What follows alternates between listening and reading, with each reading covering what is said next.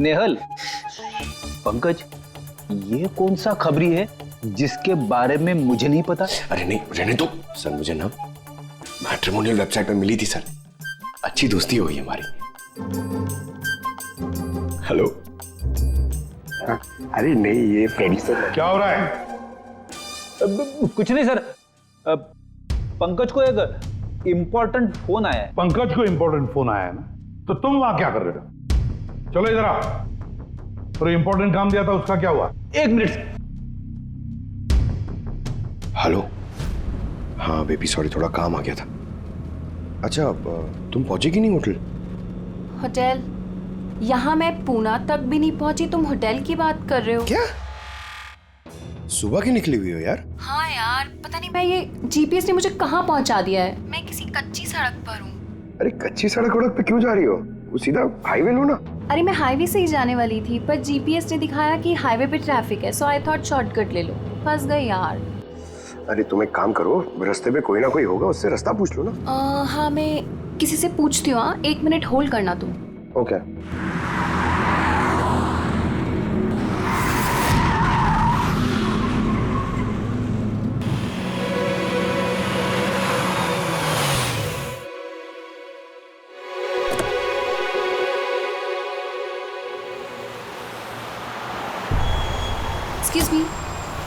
Excuse me, क्या आप मुझे बता सकते हैं ये रोड हाईवे पे कनेक्ट होगी या नहीं?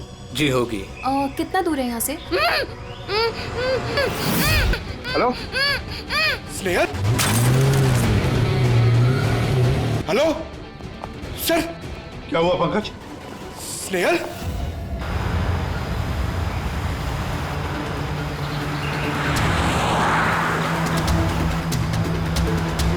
सर ये स्नेहल की गाड़ी है सर।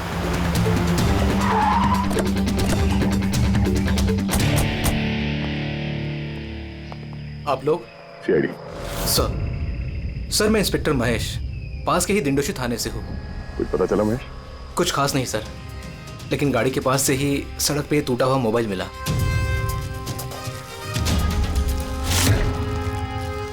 सर ये स्नेहल का है सर। तो पूरी तरह से चकनाचूर हुआ है, लगता है किसी गाड़ी से कुचला गया है। सर शायद मुजरिम किसी गाड़ी में आए होंगे और फिर स्नेहल को उसी गाड़ी में ले गए। सर ये लोग मेरे हाथ में एक बार आ जाए तो मैं जिंदा नहीं छोड़ूंगा।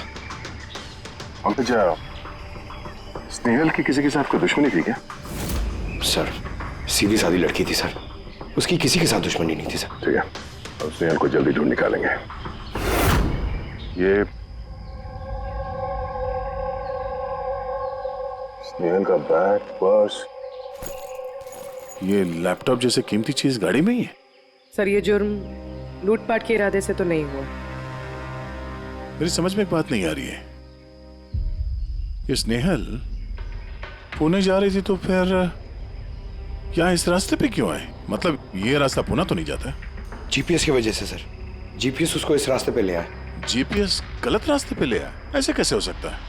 सर एक्चुअली क्या हुआ, जीपीएस ने हाईवे पे ट्रैफिक जाम दिखाया था, इसलिए उसने ये दूसरा रास्ता ले लिया था। ओह, मतलब ये स्नेहल किसी बड़ी साजिश की शिकार हुई है। आजारी का कुछ मिला घर में? कुछ नहीं मिला और ना ही मिलने की कोई गुंजाइश है। क्यों, ऐसा क्यों कह रही हो? तुमको इस गाड़ी में से कुछ अजीब सी स्मेल आ रही है? हाँ, ये केमिकल जैसे कुछ गंध तो है। एग्जैक्टली, केमिकल ही है। मुजरिम ने निकलने से पहले इस गाड़ी की अच्छी खासी सफाई की है, जिम्बो कुलुक्सी नाम के केमिकल के साथ। अब इस गाड़ी में से ना तो कोई उंगली के निशान मिलेंगे और ना ही डीएनए। काम किसी प्रोफेशनल का है। सर अगर खूनी प्रोफेशनल है तो उसे ढूंढने में बहुत वक्त लग जाएगा सर। पंकज, तुम्हें कुछ वक्त के लिए भूलना होगा कि स्नेहल तुम्हारी दोस्त है, एक सीआईडी ऑफिसर की तरह सोचो। Right sir. स्नेहल के मॉम, डैड, आंटी। पंकज बेटा, कुछ पता चला? आंटी आप फिक्र मत करिए, सर हमारी पूरी टीम है आंटी, हम स्नेहल को ढूंढ लेंगे।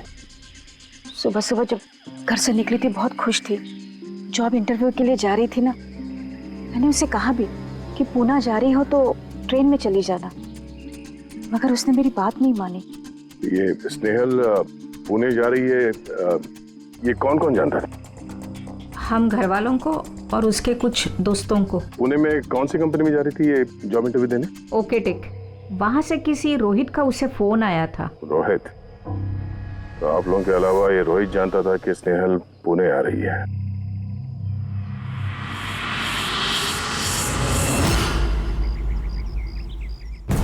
बस ये इन्फॉर्मेशन मिल जाए सर, बहुत मदद हो जाएगी। हेलो सर, मैं हूँ रोहित, इस कंपनी का HR मैनेजर। रोहित, स्नेहल नाम की एक लड़की तुम्हारी कंपनी में आने वाली थी ना जॉब इंटरव्यू के लिए आज? जॉब इंटरव्यू के लिए? नहीं तो। नहीं तो का क्या मतलब है? ये ईमेल आपकी कंपनी ने ही भेजा ना? ये तो हमारी कंपनी का ईमेल एड्रेस ही नहीं है, किसी ने नकली ईमेल से शायद इन्हें बेवकूफ़ बनाया। क्या ऐसा तो नहीं कि अब तुम हमें बेवकूफ़ बना रहे हो? हाँ? सर ये देखिए मेरा कार्ड, इसमें कंपनी का ईमेल आईडी साफ साफ लिखा हुआ है। अगर आप चाहें तो मैं आपको अपनी कंपनी के बॉस से भी मिलवा सकता हूँ।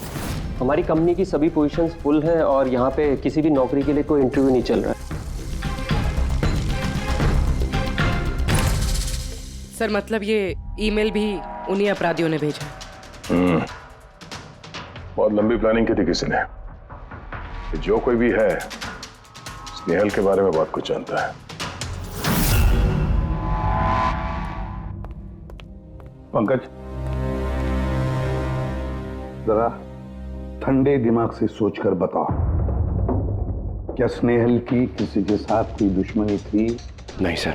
जरा याद करके बताओ, कभी तो उसने बताया होगा ना कि उसका किसी के साथ झगड़ा हुआ होगा, हैं? याद करो। देखो यार पंकज, जिंदगी में ऐसा कोई इंसान नहीं है जिसका कभी न कभी किसी से मनमुटाव नहीं हुआ हो। छोटा मोटा झगड़ा हुआ होगा यार किसी से। सर छोटा मोटा झगड़ा उसके फ्रेंड्स के साथ हुआ होगा सर, लेकिन ऐसी कोई बड़ी बात नहीं हुई सर कि उसे कोई उठा के ले जाए। और सर स्नेहल के घर पे किसी किडनैपर का फोन भी नहीं आया पैसे मांगने के लिए। सर वो मिडिल क्लास फैमिली से बिलोंग करती है सर, अगर कोई पैसा मांगेगा तो वो लोग दे भी नहीं पाएंगे सर। पंकज, तुमने कहा कि जीपीएस ने उसे गलत रास्ते पे भेज दिया ना, और जीपीएस पे उसे पता चला कि ट्रैफिक जाम है एक्सप्रेसवे पर, है ना? Yes sir. लेकिन सर ट्रैफिक पुलिस वालों ने बताया कि हाईवे पे कोई ट्रैफिक जाम नहीं था। वही तो, इसका मतलब है जीपीएस ने उसे गलत जानकारी दी। सर जीपीएस गलत जानकारी कैसे दे सकती है सर? आजकल तो हर दूसरा इंसान जीपीएस यूज करता है। प्रॉब्लम जीपीएस में नहीं है, प्रॉब्लम ये है कि आजकल ये जिस तरह से कंप्यूटर, मोबाइल फोन और लैपटॉप हैक होते हैं, उसी तरह से जीपीएस को भी हैक किया जा सकता है। हाँ बिल्कुल हो सकता है। क्या कोई अपराधी इतनी प्लानिंग करता है तो फिर उसके लिए तो जीपीएस हैक करना मामूली बात है। सर पिछले 6-7 महीनों में कुछ और ऐसे लोग हैं जो स्नेहल की तरह गायब हुए हैं। इनको भी गाड़ी में से किडनैप किया गया था और वो केमिकल भी छिड़का गया था गाड़ियों के अंदर ताकि सारा सबूत मिट जाए। ओ माय गॉड, क्या हुआ सर? अरे ये लोग अब तक मिले ही नहीं।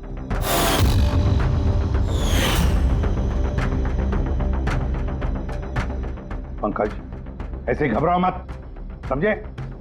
स्नेहल को हम ढूंढ कर लाएंगे, उसे कुछ नहीं होने देंगे, घबराओ मत। पूर्वी देखो, क्राइम ब्रांच का इंस्पेक्टर समीर वो इस केस को हैंडल कर रहा है, बुलाओ उसे ब्यूरो में।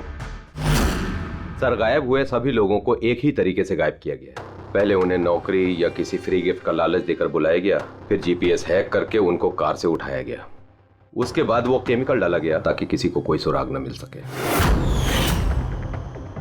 समीर ये सब हमें भी पता चल चुका है, कोई नया सुराग मिला है, कुछ नई चीज जिससे हम मुजरिमों के करीब जा सके। सर पिछले महीने कुछ ऐसा ही सुराग हाथ लगा था मुझे। रुको साहब, यही रुको, यही।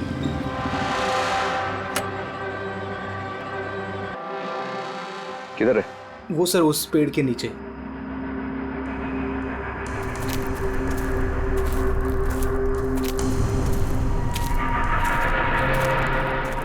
क्या हुआ? चलो। नहीं साहब आप जाइए। अरे घबरा क्यों रहे हो? मैं हूं ना तुम्हारे साथ। नहीं साहब मुझे बहुत डर लगता है। अच्छा वो जगह कहाँ है? वो सब वहाँ पेड़ के नीचे। लाओ मुझे दो।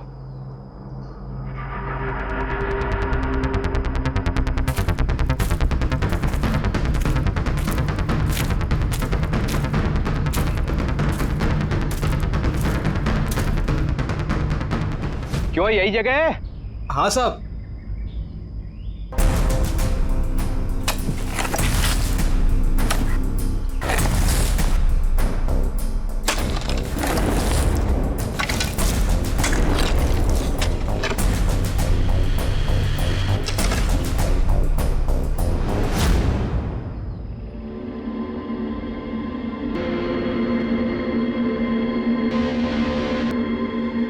ये आपको कैसे पता चला कि मरने वाले लोग इनमें से कोई एक है? कोई और भी तो हो सकता है। डेंटल रिकॉर्ड से यह साबित हो चुका है कि वो लाश विक्टिम नंबर 4 ऋचा कुमार की है।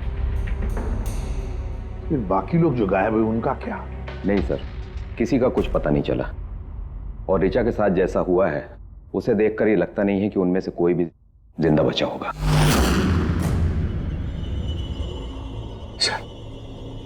सर स्नेहल भी नहीं बचा। पंकज, स्नेहल को मार डालेंगे सर। पंकज, रेडी?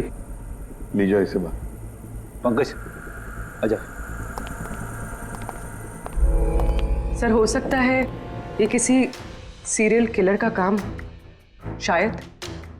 नहीं पूर्वी, लगता नहीं किसी सीरियल किलर का काम है, क्योंकि नॉर्मली सीरियल किलर्स की एक पैटर्न होती है, एक डेफिनेट पैटर्न होती है खून करने की, जान देने की, यू नो। नहीं, पता नहीं क्यों, पर सीरियल किलर नहीं लगता ये देखो, ये जो भी है ये तो किसी को भी मार रहा है, फिर चाहे वो लड़की हो, औरत हो या कोई मर्द हो। ये देखो, ये स्टूडेंट्स है, ये स्टूडेंट है, उम्र का भी कोई लिहाज नहीं, ये कोई और ही है। ये देखो, ये नताशा बेचारी। अरे ये नताशा के साथ जब ये हादसा हुआ तब उसके साथ कोई बॉयफ्रेंड भी था उसका, कुलदीप नाम है उसका। जी सर, मैंने उसे 3 बार पूछताछ की, फिर लेकिन कुछ खास जानकारी नहीं मिली। कुलदीप? सब मेरी गलती है, मुझे नताशा को उस दिन कार में अकेले छोड़ के नहीं जाना चाहिए था। सब कुछ शुरू से बताओ, पूरी बात डिटेल में। सर, नताशा MYB कंपनी में रिसेप्शनिस्ट का जॉब करती थी। तभी एक दिन अचानक उसे किसी बहुत बड़ी कंपनी से अच्छा जॉब ऑफर आया। सर एक मिनट।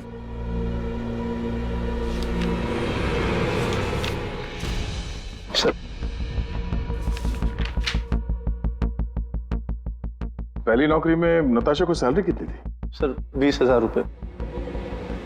और इस नौकरी में 1 लाख रुपए सैलरी दी जा रही है। तुम्हें कुछ अजीब नहीं लगा कि अचानक कोई इतनी बड़ी नौकरी क्यों देगा?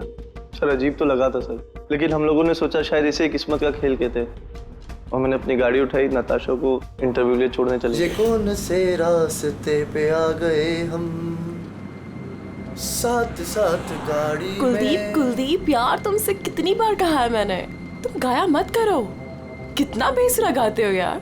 अरे बाबा, मैं गाना नहीं गा रहा हूँ, मैं ये पूछ रहा हूँ कि हम लोग कहाँ आ गए।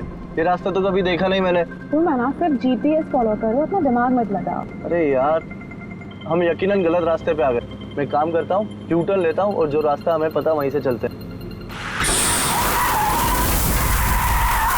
ओह माय गॉड, अब क्या हुआ? लगता है पंचर हो गई है।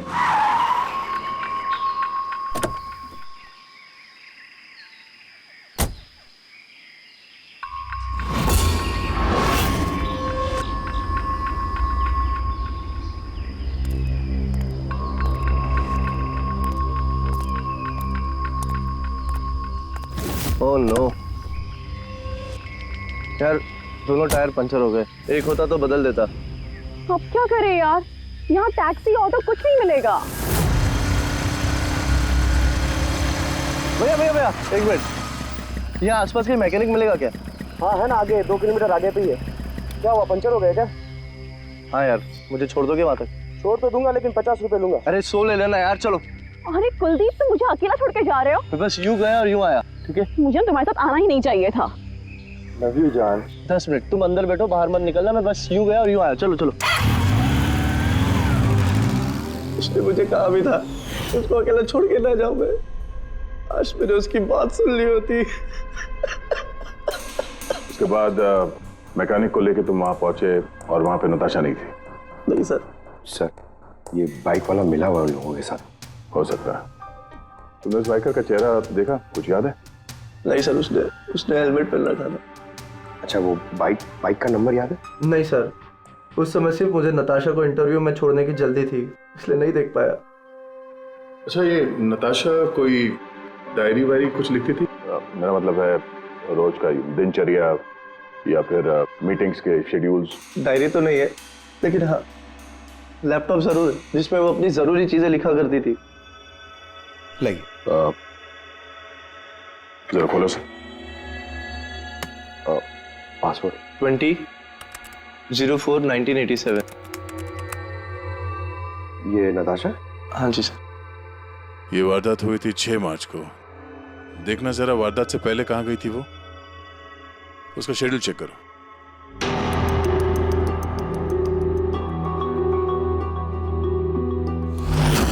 सर 3 मार्च को नताशा जेडी लैब्स गई थी ब्लड टेस्ट कराने।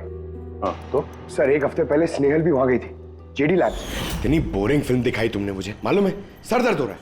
हाँ, फिल्म कहीं से भी बोरिंग नहीं थी। अरे इतनी बोरिंग फिल्म थी, मुझे भूख लग रही है, चलो कुछ खा लेते हैं वहाँ पे। और नहीं, मैं कुछ नहीं खा सकती, तुम खा लो, मुझे 12 आवर्स की फास्टिंग करनी है, कल मेरा ब्लड टेस्ट है। Blood test? क्या हो गया तुमको? Relax, it's just a blood test, normal routine checkup. अरे यार तुम डरा देती हो। Blood test? अच्छा, ब्लड टेस्ट से डर गए, अगर मुझे कुछ हो गया तब क्या करोगे तुम?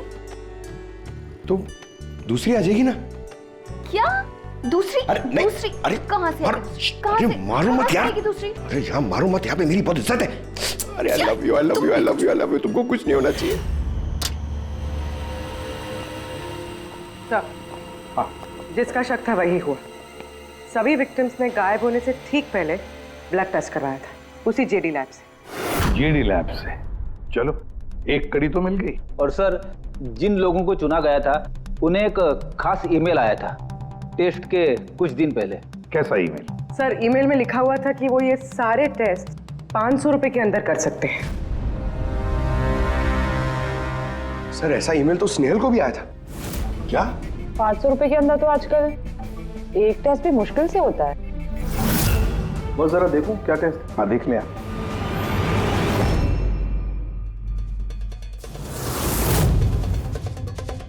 यार ये तो पूरी की पूरी लंबी चौड़ी लिस्ट है टेस्ट की। ये 500 रुपए में हो ही नहीं सकते, कम से कम 15-20 हजार रुपए लगेंगे। क्या बात कर रहा है? हाँ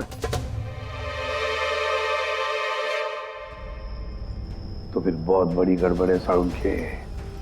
इसका तो एक ही मकसद हो सकता है कि टेस्ट करना और लोगों को चुनना, तंदुरुस्त लोगों को चुनना और फिर उन्हें अगवा करके मार देना।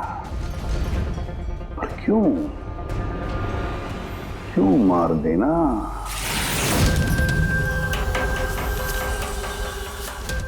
सर आप लोगों को जरूर कोई गलतफहमी हुई है। 500 रुपए में ये सारे रिपोर्ट्स आ ही नहीं सकते। वही तो हम भी कह रहे हैं, इतने सारे टेस्ट 500 रुपए में कैसे हो सकते हैं? ये लैब इतनी दयालु कैसे हो गई कि इतने कम दामों में ये सारे टेस्ट करने लगी?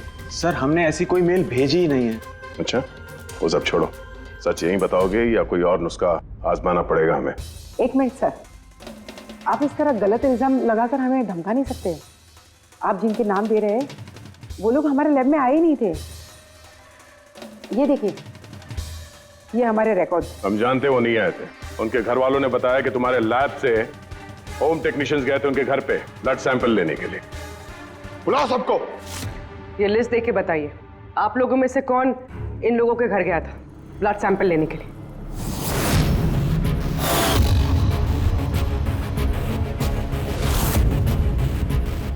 मैं नहीं गया था सर। मैं भी नहीं गया था सर। मैं भी नहीं गया था सर। कोई नहीं गया था तो ब्लड सैंपल अपने आप उनके घर से उड़ के यहाँ लैब में आया था? हाँ,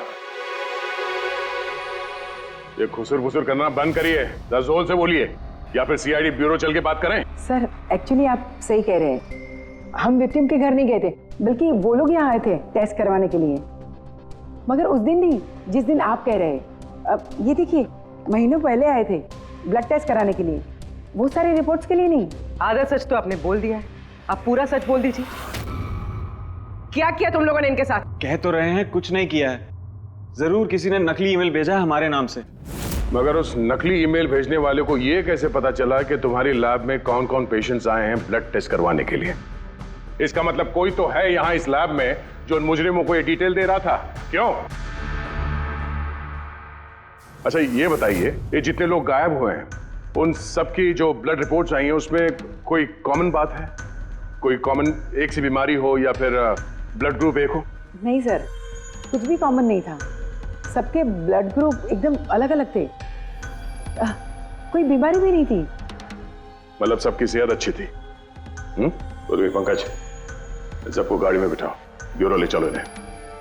लेकिन मैंने कुछ नहीं किया है सर। सर मैं सच कहता हूँ सर, मैं बेगुनाह हूँ सर। सर मैंने भी कुछ नहीं किया सर।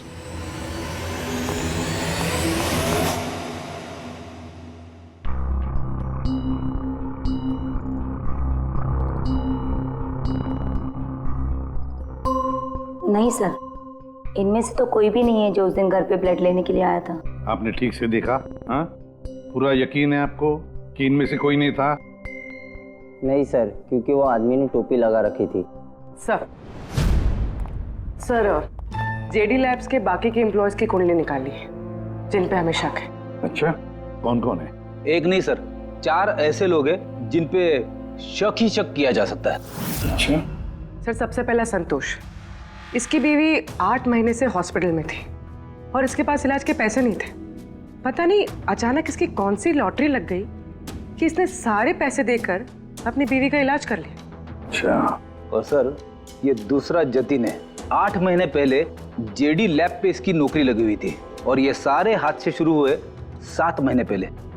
मतलब इसके नौकरी ज्वाइन करते ही ये सारे हादसे शुरू हो गए। बाकी 2? सर सिद्धेश और मालिनी, इनकी सैलरी 18 और 20 हजार है, मगर फिर भी पिछले 6 महीनों में ये 2 फॉरेन ट्रिप्स कर चुके हैं। अच्छा, संतोष, जतिन, सिद्धेश और मालिनी। लगता है फिर से जेडी लैब्स जाना पड़ेगा। हाँ, मैं गया था यूरोप छुट्टियां मनाने के लिए, लेकिन वो पैसा किसी गलत काम से नहीं आया था। मेरे चाचा मेरे लिए 25 लाख रुपए छोड़ के गए थे अपनी वसीयत से।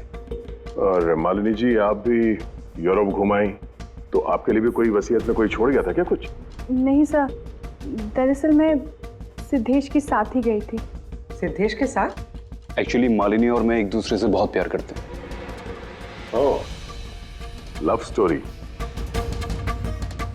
हाँ, मैंने अपनी बीवी का इलाज करवाया, मगर कोई गलत काम करके नहीं, उसके जेवर बेचकर। और तो और मेरा तो घर भी गिरवी पड़ा हुआ है। अगर आप चाहें तो मैं उसके पेपर भी दिखा सकता हूँ आपको। हाँ सर, संतोष तो सुबह से शाम तक ऑफिस में ही रहता है। ये कब जाएगा किसी का ब्लड सैंपल लेने? और जतिन? जतिन तो बहुत कम ऑफिस आता है, तभी आता है जब कोई जरूरी काम हो। अच्छा, तो तब ये हमारा आदमी हो सकता है। कि जतिन कहाँ मिलेगा?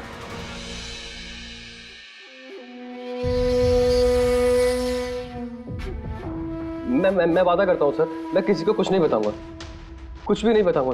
ये कस्में वादे सिर्फ फिल्मों में अच्छे लगते हैं, समझे? हमारे काम के नियम तो पता है ना तुम्हें? सर मैं ये शहर छोड़कर चला जाऊंगा सर, मैं देश ही छोड़ दूंगा।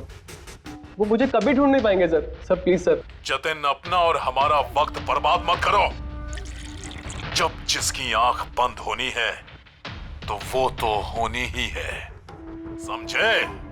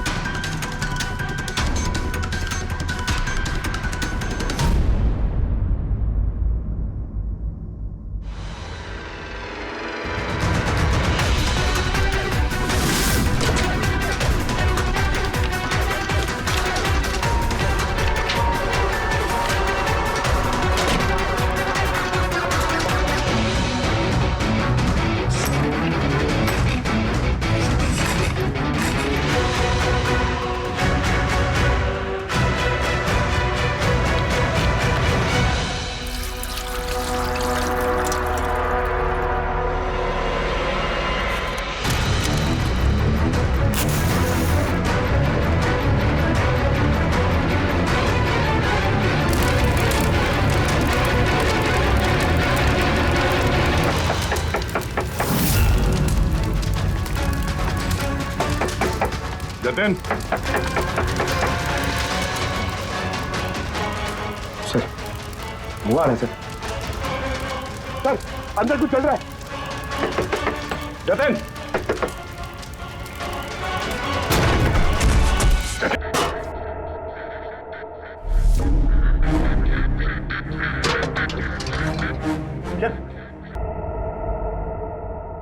ओह,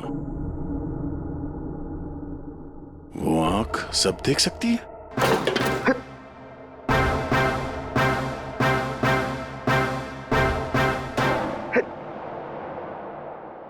सर,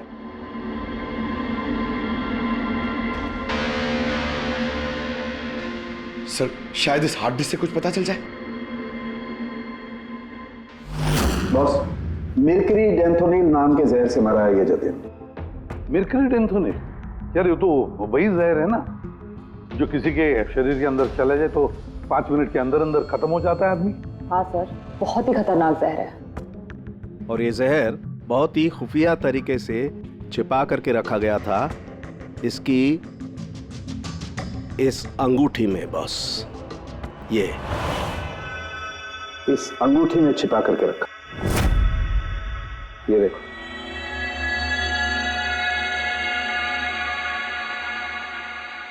ये देख रहे हो, ये छोटी सी पिन, इस सुई पर था वो जहर, और ये इस अंगूठी में। अब बॉस, इस अंगूठी को ऐसे घुमाया जाए तो ये पिन बाहर निकलती है। ये और जैसे ये सुई इसके उंगली पे लगी, देखते ही देखते पूरे शरीर में ये जहर फैल गया। लेकिन सर, जतिन अपने आप को मारेगा क्यों? फ्रेडी, जतिन को पकड़े जाने का डर था। एक बात तो पक्की है कि जतिन अपने बॉस से, जिसके लिए वो काम कर रहा था, उससे बहुत डरता था। वो इतना डरता था कि जब इसे पता चला कि हम इसे पकड़ने आ रहे हैं तो इसने खुदकुशी कर ली ताकि इसके जरिए हम उसके बॉस तक ना पहुंचे। समझे? ये मामला सिर्फ किडनैपिंग और सीरियल किलिंग का नहीं रहा, ये बहुत बड़ा चक्कर है, बहुत ही खतरनाक, बहुत ही बड़ा चक्कर, जिसमें कोई बड़ी गैंग इन्वॉल्व है। कोई बड़ी गैंग, वो गैंग जिसकी निशानी है आंख। सर, हाँ सर, लैपटॉप में कुछ नहीं मिला। सारी फाइल्स खुद ब खुद डिलीट हो गई, ऑटो डिलीशन की वजह से। और hard disk? Sir, hard disk भी डैमेज हो गई थी सर, मगर एक लिस्ट हमने रिकवर कर ली है। हाँ सर।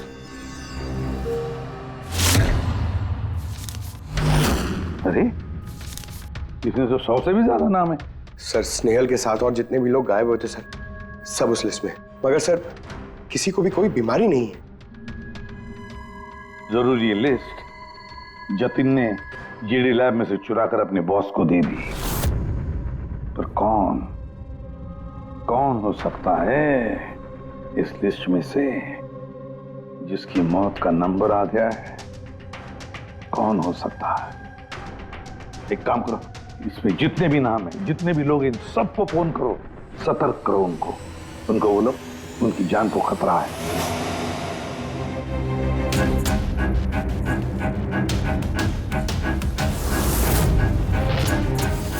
क्या?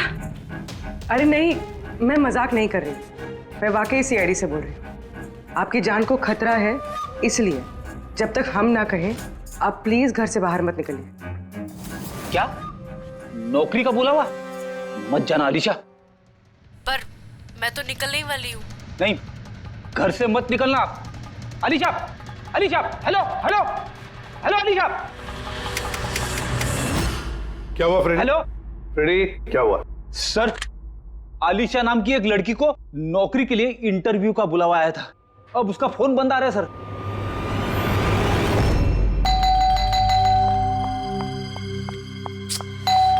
ओहो, इस वक्त कौन आ गया?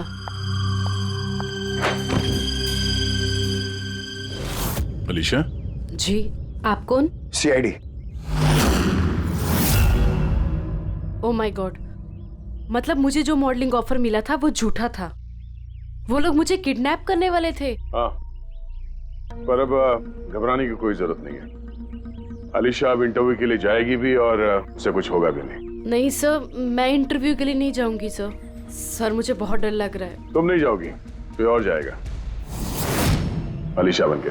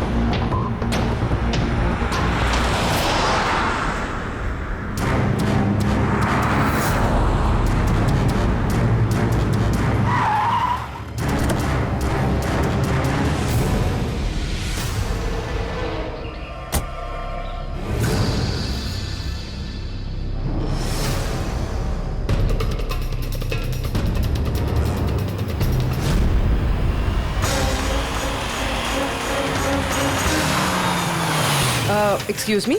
यस। एक्चुअली मैं रास्ता भटक गई हूँ, वो जीपीएस में कुछ प्रॉब्लम है, तो आप लोग मेरी मदद कर सकते हैं? आपको जाना कहाँ है मैम? मुझे यहाँ तक, मैं अभी बताती हूँ।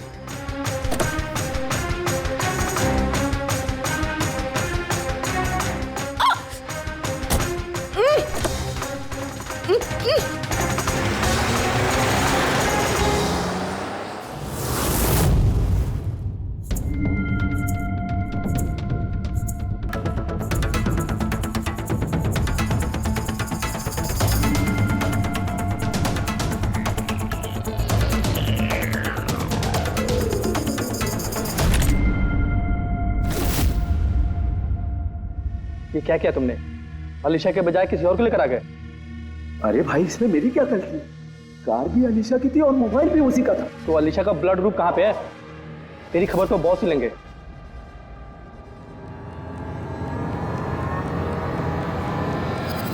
हेलो ब्यूटीफुल, मुझे ढूंढ रही थी क्या? लो मैं आ गया तुम्हारे पास। हाँ चलो।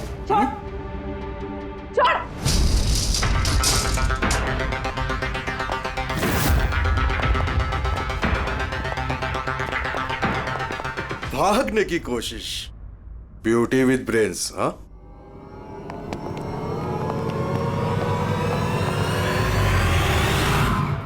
क्या हुआ? तुम लोग क्या मक्खी मार रहे थे क्या रे? वो तो अच्छा हुआ मैं टाइम पे आ गया।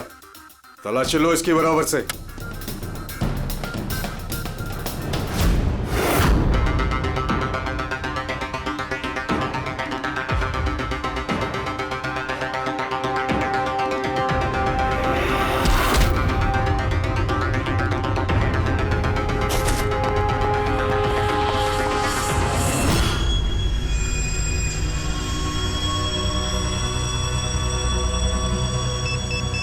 बॉस, जूते में क्या है? खुद ही देख लो।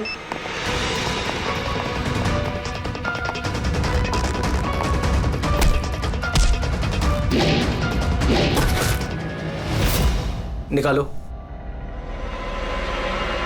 निकाल। कितना टाइम लगाता है रे तू? हाँ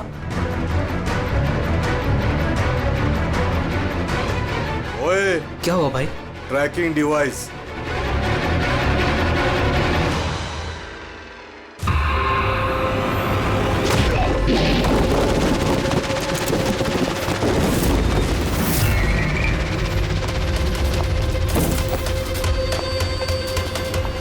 तुम लोग ने ठीक से चेक नहीं किया था क्या? नहीं। और तू हीरोइन, कौन है तू? तुम लोगों की मौत। अच्छा, सीआईडी। ओ भागो!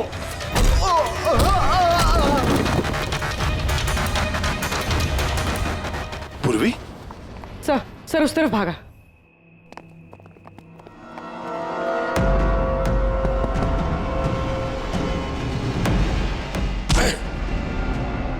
स्नेहल! चलो जल्दी। कोई है? भारो भारो जल्दी। आइए बाहर आइए, आइए जल्दी, इस तरफ, संभाल के।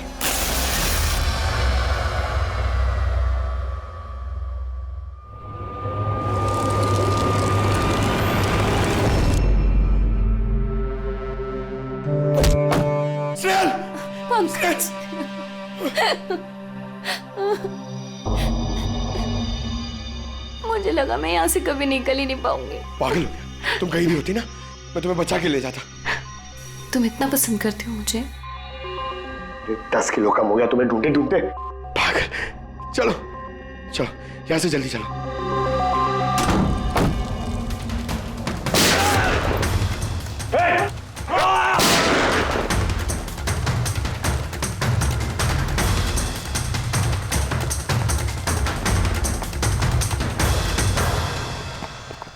इतनी आसानी से तुझे मरने नहीं देंगे।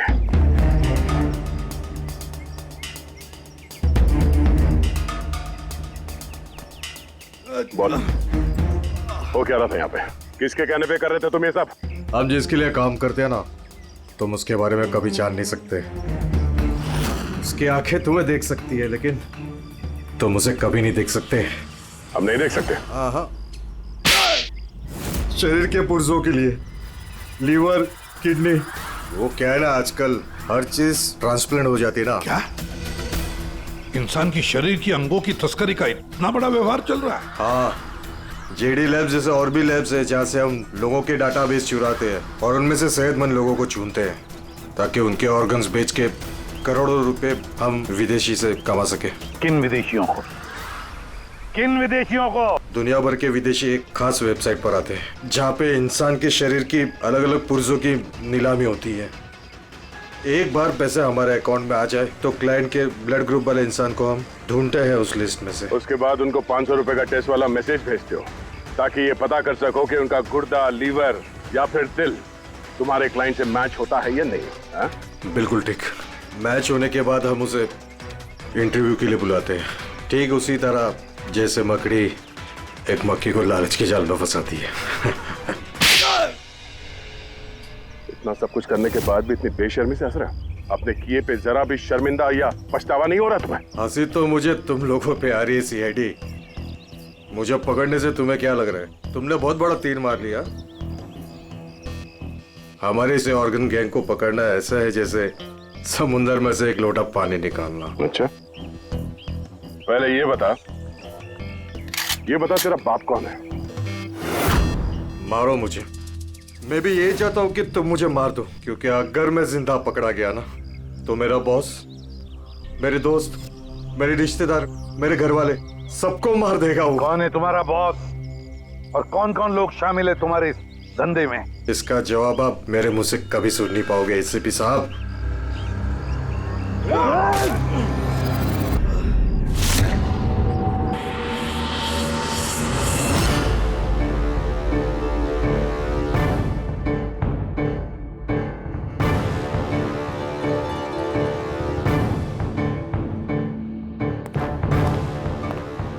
बॉस, एक बुरी खबर है।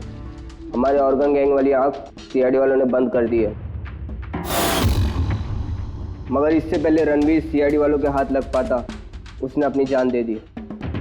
सीआईडी वालों ने हमारी 1000 में से एक आंख बंद कर भी दी तो क्या, वो एक आंख बंद करेंगे तो उसके जवाब में हम 100 आंखें और खोलेंगे। अब आएगा मजा खेल का।